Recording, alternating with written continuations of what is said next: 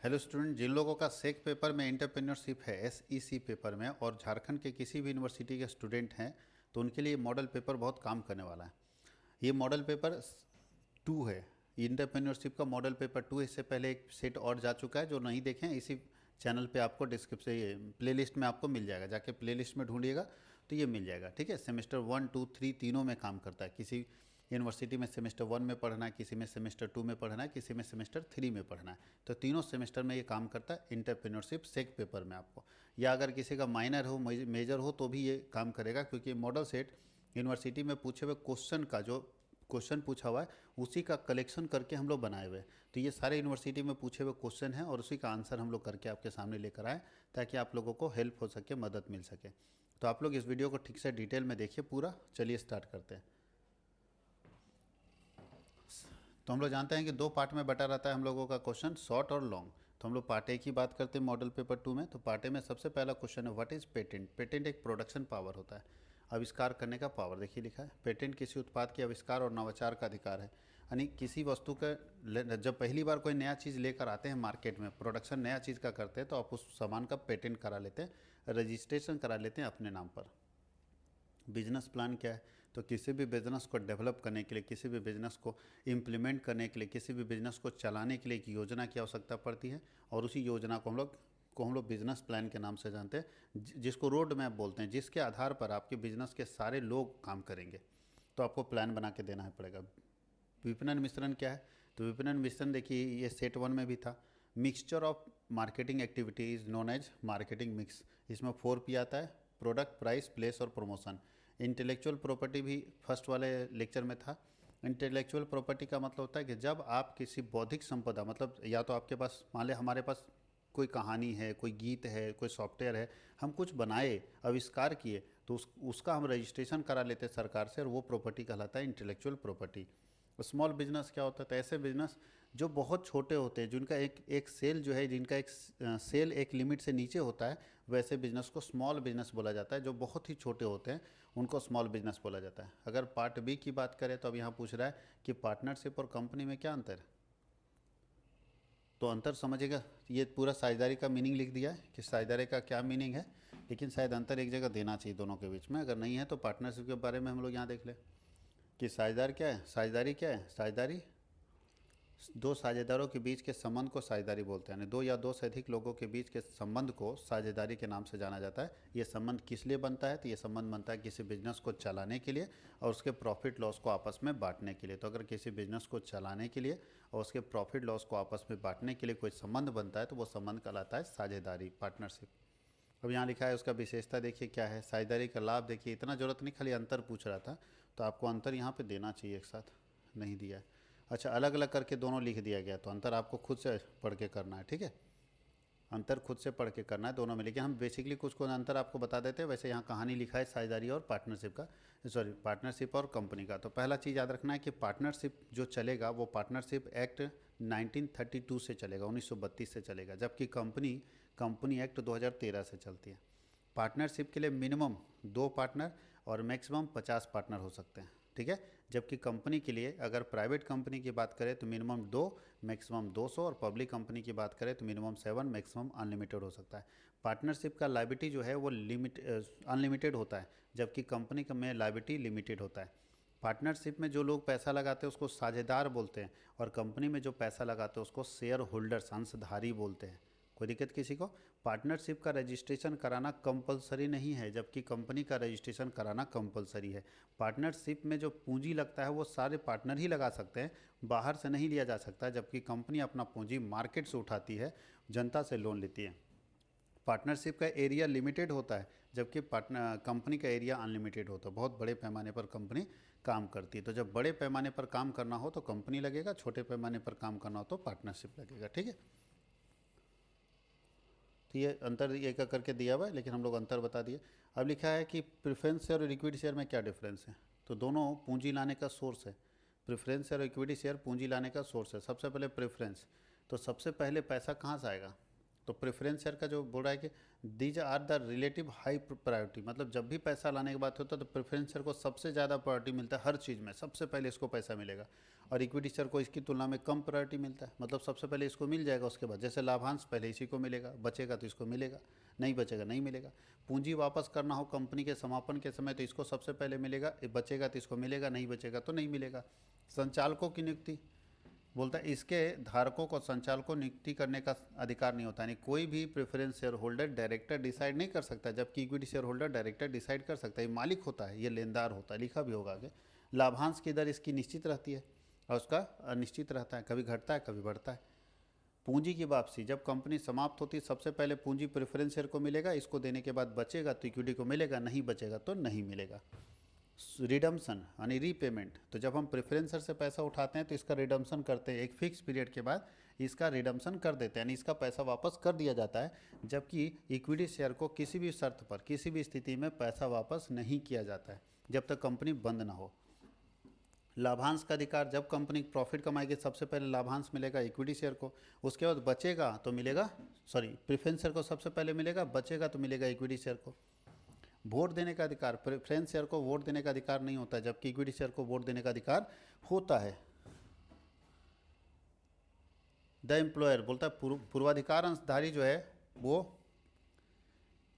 Preference share holder अंश प्रायः ऐसे विनियोक्ताओं या विनियोक्तागणों से द्वारा क्रय किए जाते हैं जो नियत दर से आय निरंतर प्राप्त करना चाहते हैं। मतलब किस तरह के, यहाँ थोड़ा सा गलती लिख दिया है, लिखना चाहिए कि किस तरह के इन्वेस्टर हैं, इन्वेस्टर के बारे में यहाँ लिखना चाहिए। तो बोला है कि प्रेफरेंस शेयर कौन खरीदना चाहता है, तो प्रेफरेंस शेयर ऐसे इन्वेस्टर खरीदना चाहते हैं जो चाहते हैं कि हमको रेगुलर फिक्स इनकम आता रहे। तो रेगुलर फिक्स इनकम अगर आप चाहते हैं तो प्रेफरेंस शेयर खरीदिए, और आपको लगता है कि भले रेगुलर ना आए लेकिन एक बार आए तो पूरा छप्पर फाड़ के आए तो आप इक्विटी शेयर खरीदिए। एक ही बार आएगा लेकिन ज़बरदस्त आएगा। तो अगर आपको लगता है कि हमको एक ही बार पैसा मिले, रोज़ हमको बार बार नहीं मिले लेकिन मिले तो बड़ा मिले, तो आप इक्विटी खरीदो। और आपको लगता है कि नहीं हमको रेगुलर मिलना चाहिए फिक्स अमाउंट, तो आप प्रेफरेंस खरीदो। रिस्क, प्रेफरेंस शेयर में रिस्क बहुत कम रहता है, इक्विटी शेयर में रिस्क ज़्यादा रहता है। कुमुलेटिव नेचर, इसका कुमुलेटिव नेचर होता है। कुमुलेटिव मतलब अगर इस साल फ़ायदा नहीं मिला तो अगला साल जोड़ के मिलेगा, जबकि इसका कुमुलेटिव नेचर नहीं होता है, अगर इस साल नहीं मिला तो कहानी ख़त्म। नेसेसिटी, इसको निर्गित करना कंपनी के लिए, मतलब प्रेफरेंस शेयर को जारी करना कोई भी कंपनी के लिए अनिवार्य नहीं है। कंपनी चाहेगी तो नहीं भी जारी कर सकती, लेकिन हर कंपनी को इक्विटी शेयर इशू करना ही पड़ेगा। कंपलसरी है कि हर कंपनी को अपने यहाँ से इक्विटी शेयर इशू करना ही पड़ेगा। अगला क्वेश्चन है व्हाट इज़ ट्रेडमार्क, व्यापार चिन्ह क्या है, लघु व्यवसाय में इसके महत्व की व्याख्या कीजिए।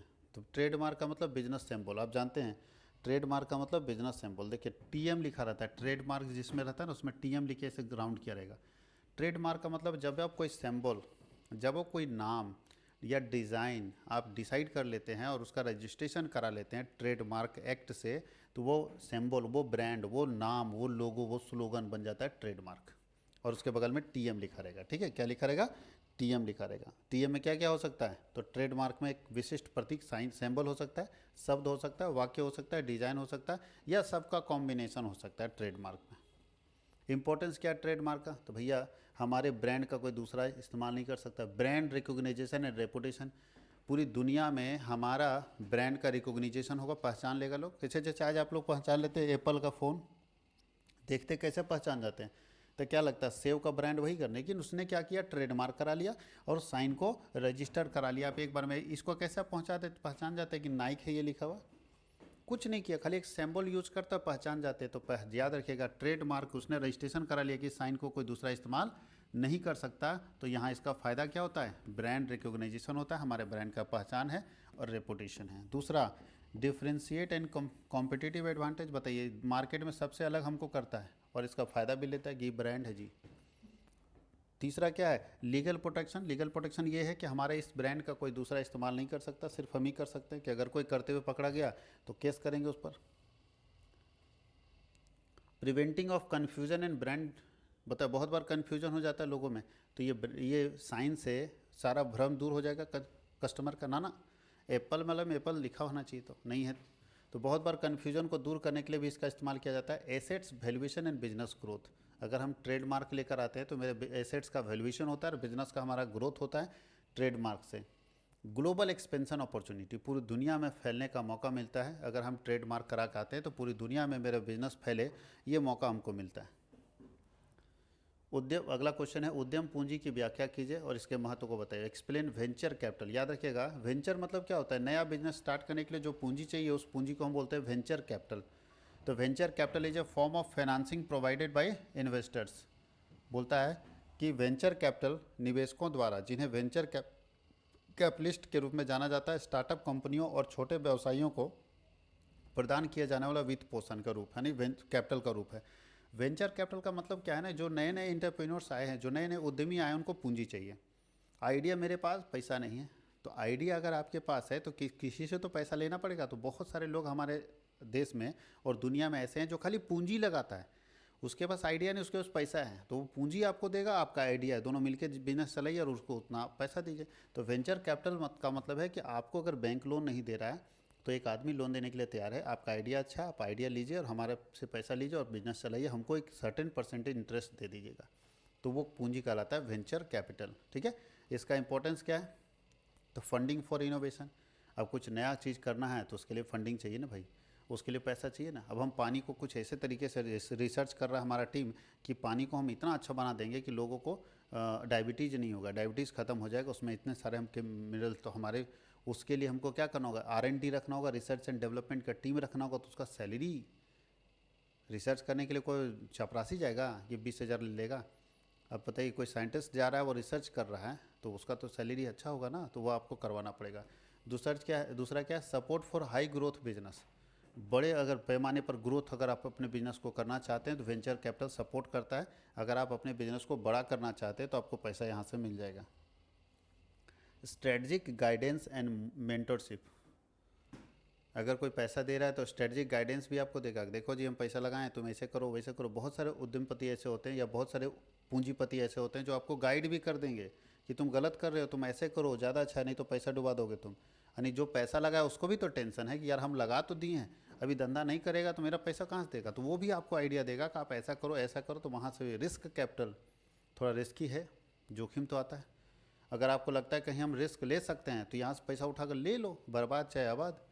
Job creation and economic impact, अगर आप पैसा मार्केट से वेंचर कैपिटल के जरिए लाते हैं और उसको कहीं लगाते हैं तो उससे आप सोसाइटी को जॉब भी दे पा रहे हैं और इकोनॉमिक इम्पैक्ट भी डाल पा रहे हैं, इकोनॉमिक डेवलपमेंट में भी सपोर्ट कर पा रहे हैं। उसके नीचे लिखा है कैटलिस्ट फॉर एंटरप्रेन्योरशिप, बोलता है उद्यमिता के लिए उत्प्रेरक होता है, मोटिवेटर होता है। हर एंटरप्रेन्योर्स को अगर पैसा मिल जाता है वेंचर कैपिटल के जरिए तो वो नया नया काम करना चाहेगा, नया कुछ आइडिया लेकर आना चाहेगा और जिसका फ़ायदा भी हो सकता है और घाटा भी हो सकता है। ऐसा नहीं सोचिए कि नया आइडिया सब कुछ अच्छा करता है, नया आइडिया कभी कभी बर्बाद भी कर देता है। लेकिन नया आइडिया जब तक नहीं आएगा तब तक ग्रोथ क्या होगा बिजनेस का। अब लिखा है समता पूंजी और ऋण पूंजी में क्या अंतर है, यानी इक्विटी शेयर और डिबेंचर में क्या अंतर है। तो याद रखेगा कि डिबेंचर, ये सबसे पहले लिखा है रिलेशन विथ कंपनी, तो डिबेंचर कंपनी का लेनदार होता है और शेयर होल्डर कंपनी का मालिक होता है, कंपनी का स्वामी होता है। ऋण पत्रधारी कंपनी का लेनदार होता है और ये कंपनी का स्वामी होता है। दूसरा प्रतिफल, कंसीडरेशन, तो ये अगर अपना पैसा डिबेंचर होल्डर दिया है तो उसके बदले में इसको ब्याज मिलेगा और शेयर होल्डर अपना पैसा दिया है तो उसके बदले में इसको लाभांश मिलेगा। प्रबंध में भागीदारी, पार्टिसिपेशन इन मैनेजमेंट, तो डिबेंचर होल्डर को प्रबंध में भाग लेने का अधिकार नहीं होता जबकि शेयर होल्डर को प्रबंध में भाग लेने का अधिकार होता है। रिटर्न और रिफंड ऑफ कैपिटल, तो डिबेंचर होल्डर को पैसा एक फिक्स पीरियड के बाद वापस मिल जाता है जबकि शेयर होल्डर को पैसा कभी नहीं मिलता जब तक कंपनी चलती रहती है।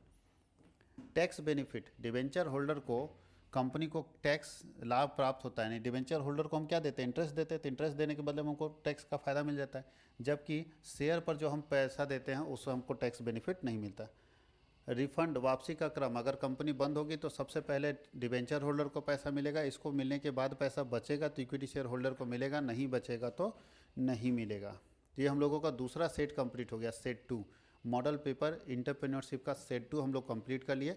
एक सेट और है, तो 3 सेट अगर आप पढ़ लेते हैं तो इससे बाहर क्वेश्चन नहीं आएगा, इस बात की गारंटी है। तो आप लोग इसको अच्छे से पढ़िएगा तो बहुत सारे क्वेश्चन आपके मैच कर जाएंगे। Thank you.